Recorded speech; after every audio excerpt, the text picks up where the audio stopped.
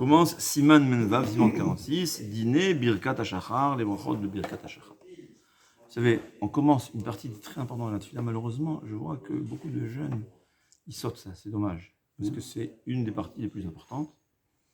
C'est les brachot du matin. C'est quoi les brachot du matin?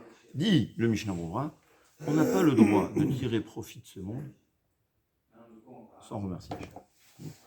Et qui appelle ça demander la permission, peu importe, c'est où demander la permission. Tu n'as pas le droit, tout ce que tu as, Akadosh Baruch Hu ne nous doit rien du tout. Il nous l'a donné pour faire une mitzvah. C'est quoi la mitzvah?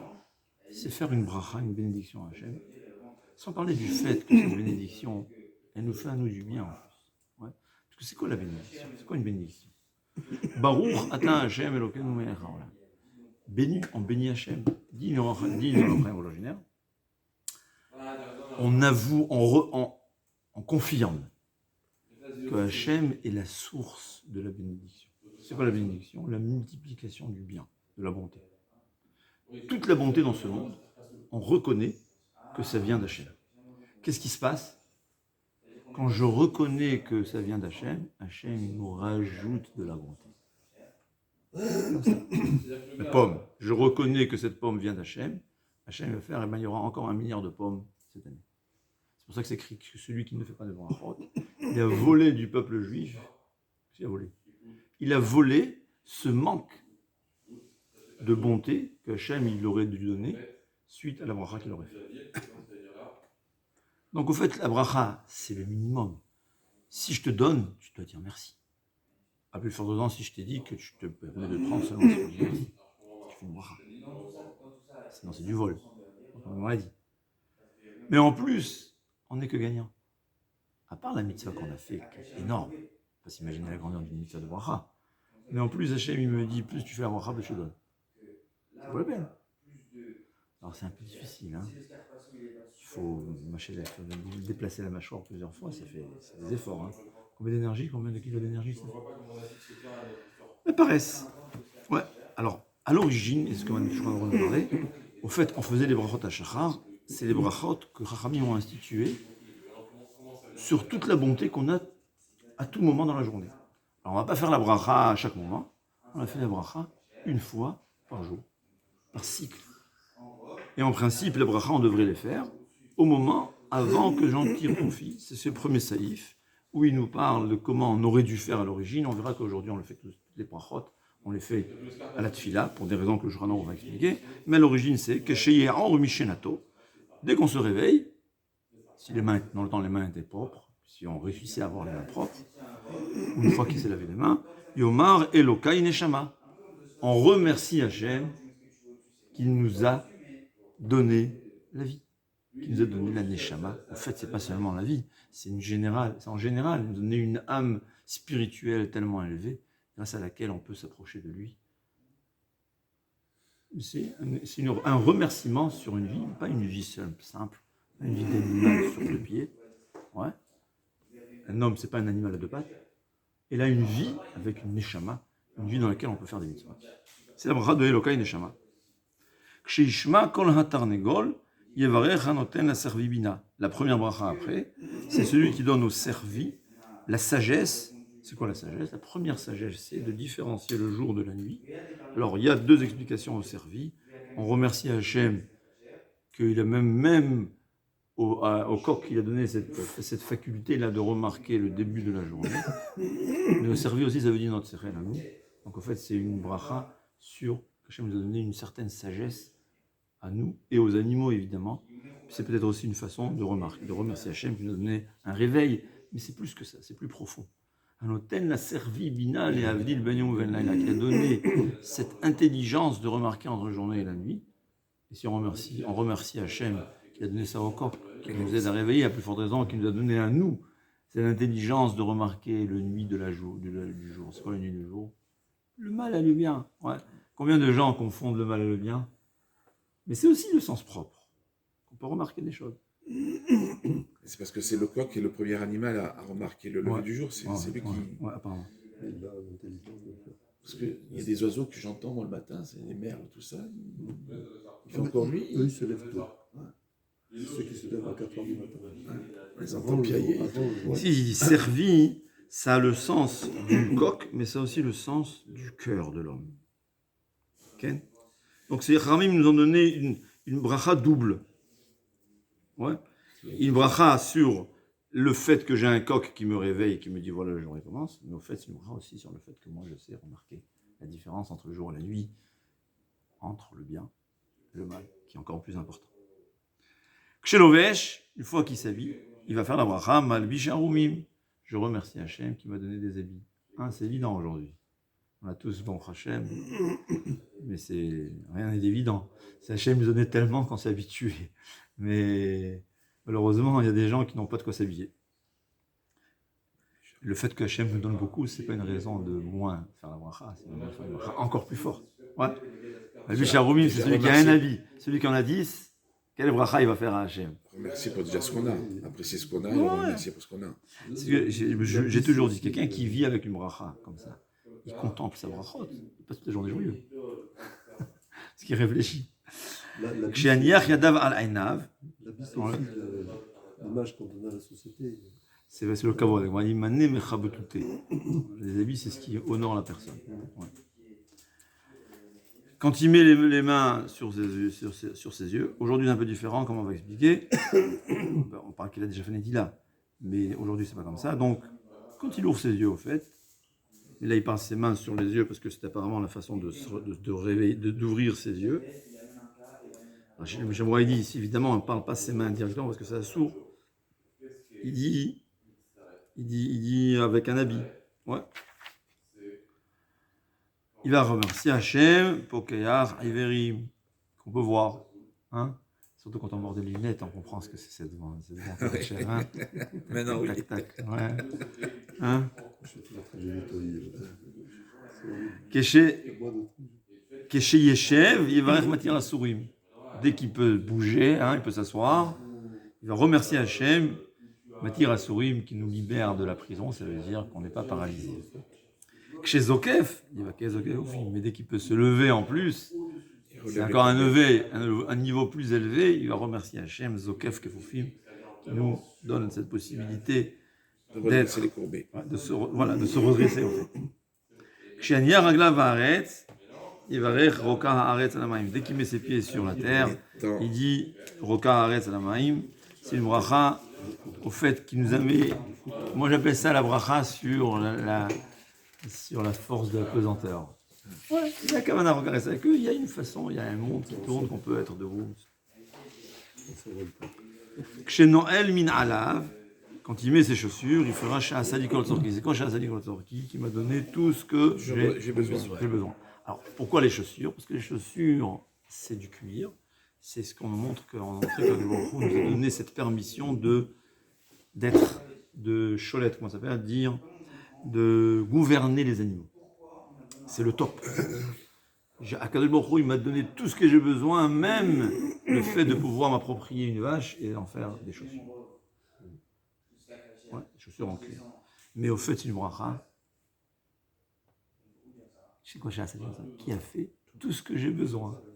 Quelqu'un qui s'imagine tous mes besoins. Quelqu'un qui s'imagine qu'il lui manque quelque chose, sa bracha, elle est malheureusement bracha levatala. Hein? Théoriquement. Hein? Il se plaint qu'il lui manque une voiture. Voilà. Hein? Voilà. Il peut faire la bracha chez un Sadiq Tzorki? Ben oui, parce qu'il a quand même. C'est ça. Tu sais, moi je pense que c'est la bracha la plus difficile de faire dans la journée. C'est chez Asali Kol Tzorki qui m'a fait tout. Non, c'est pas chez Asali Tzorki. C'est pas ce qui m'a fait mes besoins. Il m'a fait tous mes besoins, tout ce que j'ai besoin. Au-delà de ce que j'ai besoin, si j'ai pas, c'est ce que j'ai besoin. Il donne ce dont tu as besoin simplement. Voilà, pas au-delà. Ah, mais moi j'ai besoin d'une voiture. Oui. En plus, mes chaussures là, voilà, mais j'aurais voulu des Nike là. Comment ça coûte les Nike? Je sais pas quelle. Enfin, je sais même pas. C'est un bon exemple. On ne va pas à notre âge. Ouais. Voilà, c'est une bracha aussi, c'est pas facile. C'est la bracha la plus difficile à faire, en fait. Tu n'as pas besoin. Peut-être que tu n'as pas besoin. Moi j'ai besoin.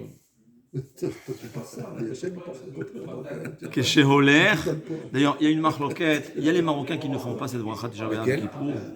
Tishah B'Av Kippour, on ne fait pas cette bracha. Parce qu'on ne met pas de chaussures en cuir. Parce qu'on jeûne. Tisha B'Av et Kippour, non, parce qu'on ne porte pas des chaussures. Ah, non plus. quoi, des chaussures. Mais les maasés, aujourd'hui, on va dire l'institut de Wifer, aujourd'hui on fait les brachot. Ouais. Mais ceux qui ont la coutume marocaine, Ouais, c'est vrai que c'est marqué dans mon strict, livre. Ouais. on fait la bracha. Moi je dis, dans ça, il faut suivre le minhag de ses parents. C'est pas, en Eretz, on va dire, il a un peu changé, donc aujourd'hui même les Marocains, ils ont un peu changé. Keshe Choger, quand il met la ceinture, Yevarer, Ozer Israël, Bigvora, celui qui nous donne, Ozer, c'était, en fait, c'est dans le sang, dans le temps. Si tu veux, quand tu veux faire la lutte, il y avait la djellaba qui embêtait, on mettait une ceinture pour, apparemment, c'était plus facile ensuite de courir et de lutter. Donc c'est pour ça que c'est un exemple. Ozer Israël, celui qui nous donne une ceinture avec de la force. Mais qu'est-ce que ça veut dire en réalité? C'est-à-dire, c'est que Hachem nous donne ce pouvoir de surmonter notre Yetzirah. C'est quoi la ceinture? Vous savez qu'on n'a pas le droit de faire une tefila si on n'a pas de ceinture. C'est quoi une ceinture? Ça peut être aussi l'élastique qu'il y a dans les sous-vêtements. On a une obligation de séparer le cœur du bas. C'est quoi? Le bas, c'est ce qui symbolise notre recherche des pénibles. Ta'avot. Le cœur, c'est la neshama qui veut être au service d'Hachem. On fait une séparation pour dire, on sait contrôler nos besoins. On sait se contrôler. C'est ça la gvura. La gvura dans la Torah, la force, c'est pas que je sais MMA, me disputer avec lui, c'est pas ça. C'est cette force de pouvoir surmonter le Yetzirah. Que lui il est en feu, et moi je suis en chair et en os, je suis plus fort que lui. Et c'est quoi cette force-là? Ozer Yisraël, pourquoi on parle des Juifs? Parce que Akadosh Baruch Hu, à Am Israël, grâce à la Torah, Hachem nous a donné ce pouvoir-là d'être un gibor. C'est quoi un gibor? Puissant. Hakovesh et qui est capable de surmonter son Yetzirah. Son Yetzirah, il est vivant, c'est un feu. Et il est kovesh, il essaie de mettre une dessus, il met le feu, il le garde seulement pour ce qui est permis. C'est ça, Ozer Israël Bigvora. C'est symbolisé par le fait que nous, on a une ceinture qui est une obligation de séparer. C'est pour ça que les chassidim mettent le gartel.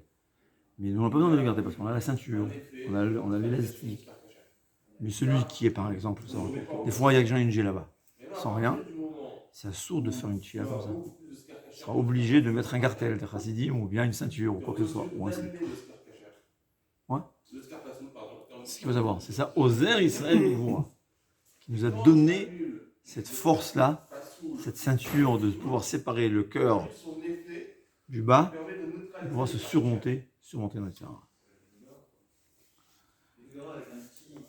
Kshemesim kova o mitznefet verosho, yevarer oter Israël vedifara.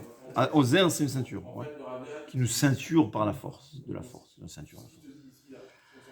Quand on met la kippa, il va faire la bracha en terre Israël Vétifara, qui nous met une couronne de Tifara. C'est quoi Tifara? La beauté, la splendeur. La splendeur. C'est quoi la splendeur? La splendeur d'un juif, c'est sa yirat shamayim. Sa crainte à Hachem. Pourquoi on met la kippa? La seule zgoula, la yirat shamayim, qui est écrit, quelque chose qui peut ramener de la yirat shamayim, c'est la kippa, se couvrir la tête. Ouais. C'est la Gemara dans Masechet Shabbat qui dit qu'il y avait une femme qui savait que son fils est né voleur. Pourquoi il est né voleur? Parce que dans le Gilgoul d'avant, c'était un voleur. Donc il a eu cette chance de pouvoir revenir réparer. Comment il va réparer? Naître avec une tendance au vol et résister à cette tentation, c'est comme ça qu'il a réparé sa faute. Sa mère, elle savait ça. Depuis qu'il est né, elle lui met la kippa. Une fois, il a oublié, sa kippa, elle est tombée. Dans le temps, c'était comme au bassin. Il ne s'est pas aperçu, il a vu de belles dates, il a grimpé. Tu vois le grand ravin, un grand tzaddik, encore 3 fois plus que Rav Ovadia, ou 10 fois plus que Rav Ovadia, il grimpe, il vole. Oh. Il ne s'est pas aperçu. C'est quand il s'est recouvert la tête, waouh, j'ai volé. Il a fait tchouva, évidemment. Ouais. De là, on voit que quand on se couvre la tête, ça nous donne de la yirat shamayim. C'est ça la splendeur du peuple juif, c'est la yirat shamayim. On a la Hachem sur notre tête. Kesheitol yadav, quand il fait il se lave les mains, yevarech al netilat yadayim. Kesheyiratz panav, quand on se lave la figure, un état d'Adaïm, ça m'embrasse sur le fait qu'on se lave les mains. C'est quoi un état d'Adaïm d'ailleurs? C'est aussi, c'est Akadosh Baruch Hu nous a donné ce pouvoir-là de neutraliser ce monde-là nous met au avant de manger, on fait Netila. Idem Kedoshim, c'est quoi Kedoshim? En quoi c'est Kadosh? Quand on mange, on devient un animal. Grâce à la Netila qu'on fait, ça ne devient pas un animal. Ouais, c'est comme ça. C'est raffiné. Ça se raffine. On ne mange pas comme un animal. C'est toujours ça la Netila. C'est nous enlever la Touma qui est dans ce monde. Là, c'est le sommeil. Le sommeil, au fait, c'est une Touma. Le sommeil, c'est une Touma de la mort. C'est une Touma de Shena. Donc, on se lave les mains. Ça nous enlève cette Touma. Chez une Panav, quand il se lave la figure, il va faire la bracha de Hama'avir, Shena Me'enai, qu'il m'enlève ce sommeil-là. Quand on se lave la figure, c'est incroyable. C'est là, vraiment, on sent le réveil. Donc on remercie Hachem qu'on est bien réveillé. Et ensuite, on fait le Vehi Ratson, c'est très important. On fait des demandes à Hachem. Jusqu'à qu'on fait la bracha, Baruch Ata Hachem, parce que c'est une grande bracha, ouais. Et qu'on conclut, Gomel Chassadim Tovim Lamo Israël, qui nous fait beaucoup de bonté et de bienfaiteur. Combien de bonté il nous fait, jour et nuit sans arrêt. En la'anot amen achar ma'avir shevna me'enai ad she'chtom hagomel chasadim le'amo Israël shakol bracha. Bien que cette bracha là elle commence par ma'avir shevna me'enai, qui enlève le sommeil de mes yeux, et elle termine par gomel chasadim tovim, qui nous donne la bonté. Il ne faut pas croire que c'est deux brachot différentes. C'est une longue bracha. En fait, on en profite pour remercier Hachem, pas seulement qui nous a réveillés, mais tout ce qu'il y a de bien qu'il nous a donné. Chez le Hassan Yisha. Hein? On n'a pas encore parlé de ça, c'est les brachot après. On va arrêter ici, parce qu'il fait déjà 17 minutes. Et Bezrat Hachem, demain on va continuer les autres brachot. Ouais, on va même expliquer ces brachot de chez le Hassan Yisha. Hein? C'est la misogyne. Voilà. Misogyne. Les gars, ils m'ont dit, ouais, votre Allez, on va expliquer ça. Bezrat Hachem demain.